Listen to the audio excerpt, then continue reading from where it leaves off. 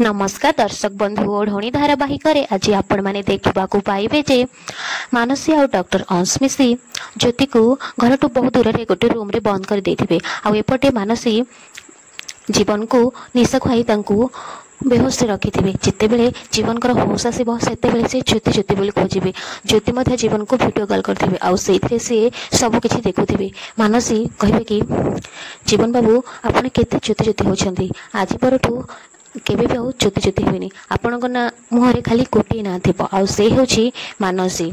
ज्योति कहते कि दीदी तू मो स्वामी ठू दूर रह मो स्वामी सहित तू किसी भी करें। ज्योति एपटे एमती चिल्लाउथि हेले मानसी ज्योति कथा केबे भी शुणु नथिबे।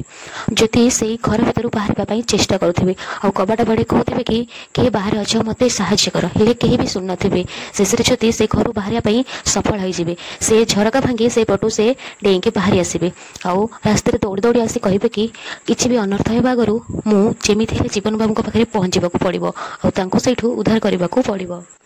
एपटे मानसी कहे कि जमी बाहाघर दिन आपण ज्योति मत धोकार छड़े नहीं आज मु ठीक सेमिति धोकार आपण को ज्योति ठू छड़े नेबी एमती कही जिते बेले से मानसी जीवन कर निकटतर होते ठीक से बेले ज्योति आसिक पहुँची आउ मानसी सब योजना को विफल करदे।